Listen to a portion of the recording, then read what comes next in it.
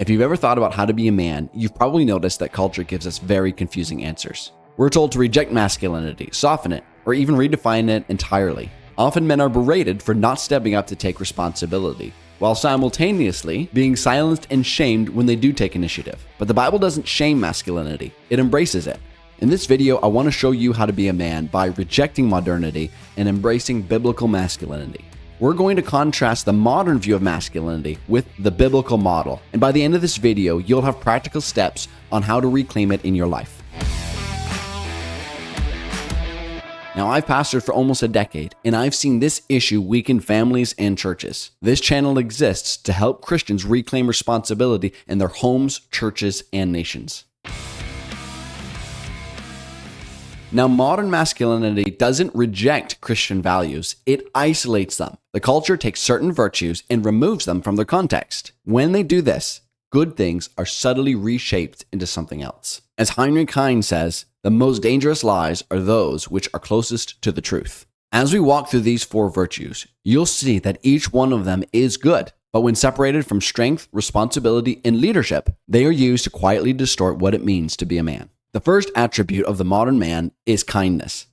Now, the definition of kindness is the quality of being friendly, generous, or considerate. Now, I think most of us would agree that this is a good quality. In fact, I live here in Canada, and kindness is the preeminent quality praised in this country. It's what most people know Canada for. Oh, they're so friendly there. They're very kind people. But kindness, although it is a good thing, it can become a mask. You see, when culture expects people to be kind, it actually stops being a virtue and it becomes a requirement. In our modern world, kindness has actually become a form of virtue signaling. Now, kindness is good, but it needs guardrails, and those guardrails are truth. Our modern view of masculinity wants men to be kind. They want them to avoid confrontation, and this is exactly what it breeds. Men who are afraid to be confrontational because they'll be judged as being unkind. In the name of kindness, the modern man has become passive-aggressive. Now, the second virtue of the modern man is gentleness. The definition of gentleness is being humble, meek, or soft. And this looks like a good thing. In fact, it's actually one of the fruits of the Spirit. But notice what true gentleness is an outward disposition toward other people.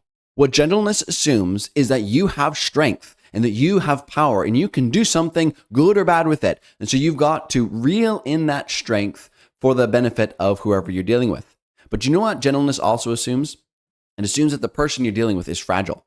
It assumes that you actually have something powerful, and that person that you're dealing with is fragile, and they need your care. Think of a window. I've installed many windows, and when you install a window, it requires skill. It requires strength to lift those heavy windows, to rip out the old one, put in the new one, and yet you've got to be careful when you're going about that process, because if you drop it or you don't put it in properly, it could crack and break. You see, this is gentleness. It's not the absence of strength. It's not the absence of skill, or not the absence of force. It's using all those things for the benefit of the weaker vessel. Modern masculinity pits gentleness against firmness. The two are at odds with each other in the image of the modern man that we have today. You see, not all situations call for a gentle or a soft word. Sometimes there needs to be a hard word, a firm word, a line in the sand that cannot be crossed. In our view of the modern man, there is no place for righteous anger. When a man steps up and demonstrates visible anger at something, the world reels back in shock because this directly threatens the view of a man that they have today. In the name of gentleness, the modern man has become soft and easily manipulated. Now, the third virtue of the modern man is self-control. And self-control is a fruit of the Spirit as well. In fact, self-control means self-mastery. It means you are the master of your own body, the master of your own mind. You're able to bring it into subjection to do what is good, to do what is right. But self-control in the modern man today is actually just paralysis disguised as wisdom. It's timidity, which is hailed as prudence, and weakness, which is praised as strength. You see, true self-control is having strength and using that strength to rule your own self well. But the self-control that we see in the version of masculinity today is a fear of making decisions, a fear of doing something wrong and suffering repercussions for it. In the name of self-control, the modern man has become weak and unwilling to risk being ridiculed or mocked for the sake of truth. Now, the fourth virtue of modern masculinity is intelligence. Intelligence is really the ability to acquire and apply knowledge and skills. But the problem with this is that knowledge gets exalted above responsibility. And the result is that we have what we call educated fools. People who know a lot in their heads, but they never do anything with it, and they never take responsibility. Culture pushes men to keep their hands clean, but build nothing meaningful. As Martin Luther says, God does not want men to sit idle, but to labor, struggle, and fight, first against themselves, then against the world. The modern man replaces action with theory. You see, scars used to be symbols of honor. People used to boast in their scars, but now scars are a mark of failure and something to be feared. In the name of intelligence, the modern man has become fragile. This version of masculinity produces quiet men, anxious men, compliant men, but not biblical men.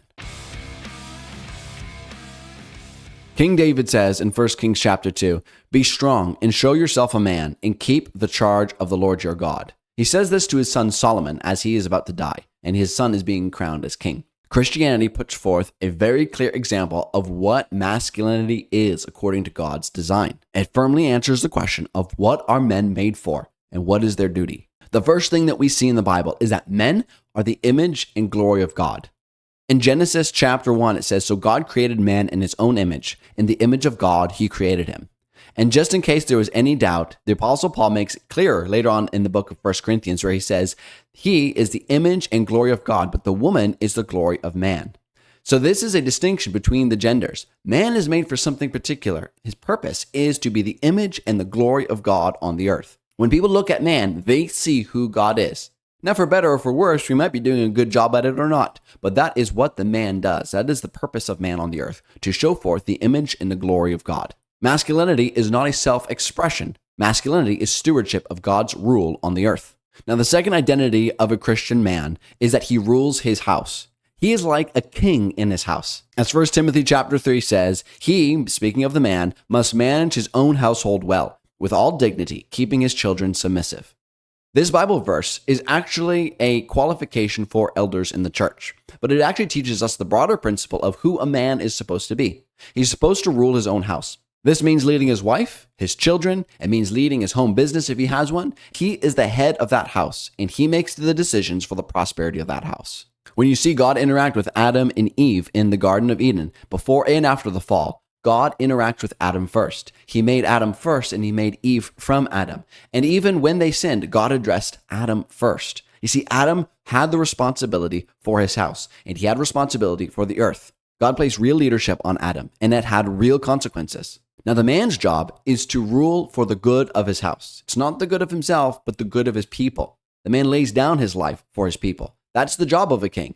The king's job, or the government's job, or the leader of a nation's job is to serve the people. They lay down their lives for the good of the people. And this is what a man does in his house. Now, the third quality of a Christian man is that he is a discerner of truth and doctrine. The Bible records for us that Adam was not deceived, but the woman, Eve, was more easily deceived.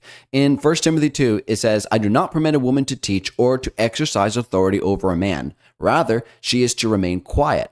For Adam was formed first, then Eve. And Adam was not deceived, but the woman was deceived and became a transgressor." Men and women are made differently, and they each have different purposes. And the purpose of the man is to discern and guard doctrine and truth. This is the case in the church, but it's also the case in the home. Because as St. Paul says in 1 Corinthians 14, if there is anything that they desire to learn, this is speaking of the women, they must ask their husbands at home, for it is shameful for a woman to speak in the church. I contrast the man and the woman here because it helps highlight what the man is for. Biblical masculinity involves guarding doctrine, both for the church and for your house. The fourth quality of biblical masculinity is that he is a protector and a provider. God has given the man physical strength. There is a difference in the anatomy of a man and the anatomy of a woman. And one of the prime differences is the capacity of strength found in the male body. Men's bodies are able to lift more. They're able to jump higher. They're able to run faster. And this is all by God's design because the man is made to protect his family. The man is the warrior of the home. This is Christian masculinity. God has called the man to fight for his house, to protect them. It's not our government's job to protect your house. And it's not our police's job to protect your house. It is your job as the man of the house to protect your house. This involves protection from violent threats, but it also involves providing for the needs of your household. As 1 Timothy says, if anyone does not provide for his relatives, and especially for the members of his own household, he has denied the faith and is worse than an unbeliever. Is it possible to be worse than an unbeliever? Yeah. If you are a man of your house and you do not provide for the needs of your wife and your children, the Bible says you are worse than an unbeliever. This means more, though, than just monetary gain for your family. It means loving your wife, as Ephesians 5 says. It means also teaching and training your children up and not provoking them to wrath. This is all involved in providing and protecting your household. Now, when you hear the phrase, be a man, what trait do you think modern culture most wants men to abandon? Comment below. Now, if we're going to reject the modern view of masculinity, then how do we go about reclaiming the biblical Christian view? I want to give you 5 practical steps on how you can implement this today. First off, you need to know who to submit to. The Christian view of masculinity requires men to submit to Christ as Lord. He is our ultimate authority. As our Lord's Prayer says, "Our Father which art in heaven, hallowed be thy name. Thy kingdom come, thy will be done." This is the desire of every Christian man, to seek the glory of God and submit to his will. But it also requires us to submit to all the ordinances of God, for every authority that he has established that is above us. And this means our government laws. Now, if you ever have any question with whether government laws contradict God's law, I have a video on that. It'll be linked in the description below. Go check it out. But God does require from Christian men to submit to the laws of the land. Not only to governments, though, God also requires men to submit to their pastors, their elders, and to the doctrine that the church has established. You are not an island. And you are not the sole source of authority when it comes to interpreting the scriptures. You must be connected and submitted to your local church. And they also have to be submitted to the broader examples of the doctrines passed down through the faith. Being a man doesn't mean that you are autonomous from all authority. It means you submit to the right kinds of authority and reject the wrong kinds. You see, masculinity actually begins with obedience. As John Calvin says, wherever there is no manly courage, there is no obedience to God. You can really tell the mark of a man on whether he obeys God or not.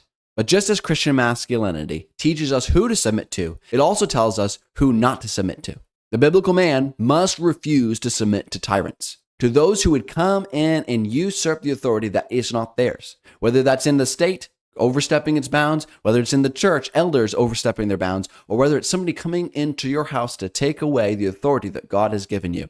The Christian man is obligated under God to stand up and refuse to submit to tyrants. But not only to tyrants, because often those are easy to identify, but the harder part is that men must refuse to submit to manipulators. Those who come in and tug on the emotional heartstrings to coerce you from doing what is right and doing what is good. Manipulators are subtle. They don't look on the surface like they're doing anything wrong. But Christian men have to be on guard using the discernment that God has given them to do what is right and to not allow others to steer your decisions in the wrong direction. You see, the world is full of manipulators out there, and even it can happen in the church.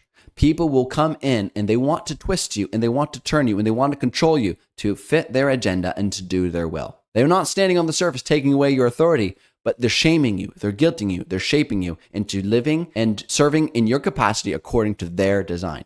Now, the second thing that men need to do to reclaim Christian masculinity is to persevere. Don't quit. Do not give in. You see, cultural resistance is guaranteed. The world is going to oppose you when you start stepping up to lead your house and to live your life according to God's design as a man. And resistance may come from out there in your workplace. It may come from your friend groups. And may come from media. It'll come from everywhere around you. But you know what? Even in the church, the modern view of masculinity has pervaded. When you start stepping up as a man to lead in your church, to lead your family, you will face pushback, not just from the world, but from Christians who don't know to discern the difference. The hardest part is that sometimes this pushback can come from within our own house. And this is where it's on the man to have perseverance, to not quit, to lead his wife and to lead his children to do what he knows is right. Now, thirdly, in order to reclaim the Christian view of masculinity, it's important for men to remember that it's okay to make mistakes. You see, leadership requires action. You can't steer a ship that isn't moving. And the fear of making mistakes paralyzes you into not moving. If you get moving, God can steer you. And this is the key. You will make mistakes. You see, we're afraid to make mistakes as men because when you make a mistake, you get humbled. And that's not a very enjoyable experience. But understand this, that being humbled isn't a bad thing. Now, though others might latch on to your mistake and they might guilt you and they might shame you, forget about it. But the experience of making a mistake is good for you. It will humble you and it will teach you, and you can grow and you can become a better man through it. But if you do not step out and make mistakes, then you will never do anything. Nobody ever became a great man of God who didn't first make many mistakes. All you have to do is look at the Bible. Look at the Hall of Faith and the men listed in that passage. All of them made great mistakes, and yet we don't remember them for their mistakes. We honor them because they were men of faith. Growing as a man, it requires risk. But There is hope that if you continue this journey, you will become wiser, stronger. You will learn the difference to discern between good and evil. Now, the fourth thing you need to implement in order to reclaim biblical masculinity is you need to be willing to get your hands dirty. Men are supposed to build, restore, and create value. Men are the builders of society. And as Theodore Roosevelt says, the best prize that life has to offer is the chance to work hard at work worth doing. Men need to get down and dirty and need to get about the work of building the Christian world that God wants us to build. This will require hard work, and you're going to build calluses and gain some scars along the way. And this is good. As Spurgeon notes, it is ours to be men, not babies, warriors, not courtiers of ease. This is our calling, men, to stand up, to fight, and to build, to lay down our lives, and to work hard at it. Don't forget that just as when Adam and Eve sinned and God laid out the curse that fell on mankind because of their sin, the curse on the woman is that she would have pain in childbearing, but the curse on the man is that he would have to work hard and that he would, with much toil and with much hardship, he would have to work in the fields. Just because it's hard, it's not bad. This is part of the curse, and we've got to push through it. Don't let the curse keep you back from what God has called you to do. Now, the fifth thing that men need to do to reclaim the Christian masculinity, and this is so important, is you need to find a tribe. You need a group of men that are moving in the same direction as you, because in order to reclaim Christian masculinity, you are going to be swimming upstream from culture. All the world is going this way, and you're going that way, and you're not going to be able to do it on your own. It can't happen. You need a tribe of men, even a little group of a few men who are with you, standing with you and moving in the same direction. You need brothers in the faith. The best place for this is to find a church that preaches these things, where the ministry to men is paramount and that men are standing up and taking leadership. But if your church doesn't have this, at least find a group of 2 or 3 men that are on the same page as you. No man is an island, and it can feel like you're all alone doing this by yourself, but I can assure you there are many men out there who are seeing the same things as you and moving in that direction. Biblical masculinity will never be applauded in the modern world, but it has always been honored by God. This isn't about ego and accolades. It's about duty and purpose. Weak men create chaos, but strong men create order and promote God's blessing on their people. If you're trying to reclaim biblical masculinity in your life, then make sure you hit that subscribe button. Everything on this channel is about restoring godly dominion in our homes, churches, and nations.